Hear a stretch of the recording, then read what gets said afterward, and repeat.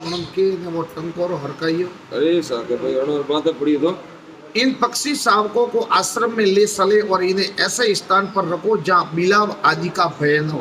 अरे सा कोई अणो मारे नहीं। ऋषियों लियो हाथे अरे सा आश्रम में अरे सा और एड़ा ठोकने राकड़ा जटी मेन की बीज नहीं आवे। अणा रक्षा कर सके। मुनि कुमार पक्षी शावकों को लेकर आश्रम में आए। वहां पर मुनिवर शमी के प्रतिदिन भोजन जल और संरक्षण के द्वारा उनका पालन पोषण किया। वाह वाह वाह अरे सा मुनिराज रे जो जिम्बारू वन्य हाथे वणोरे रोज भोजन मिले। एक मास में ही वे सूर्य देव के रथ मार्ग पर उड़ने लगे। अरे सा एक महीना थी से अपनी बलशाली हुआ। किंतु कौतुकवश आके फाड़कर मुनि कुमार देखा करते थे। अरे सा मुनिराज वणों देखे। अरे सा जब उन पक्षी शावकों ने नगर से भरी समुद्र से गिरी नदियों वाली और रथ के पहिए के समान गोल पृथ्वी का परिभ्रमण कर लिया, तब वे आश्रम में लौट आए। अरे सा पूरी पृथ्वी रो भ्रमण करे। हरिया हर अरे पासा आश्रम में आया। अरे सा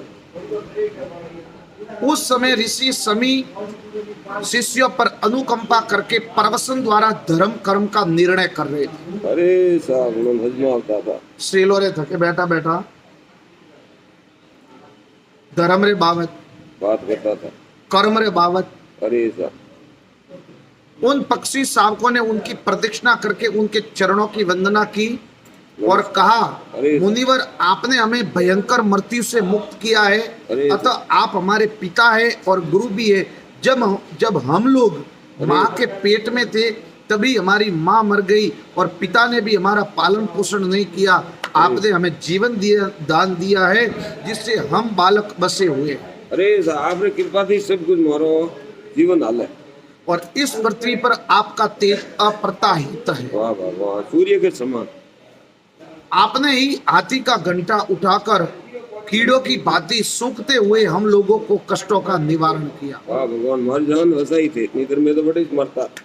अब उन पक्षी शावकों की ऐसी स्पष्ट शुद्ध वाणी सुनकर समीक मुनि ने उनसे पूछा, ठीक ठीक बताओ तुम्हें यह मानव वाणी कैसे मिली? अरे सा अन्न कैसे मिली क्यों?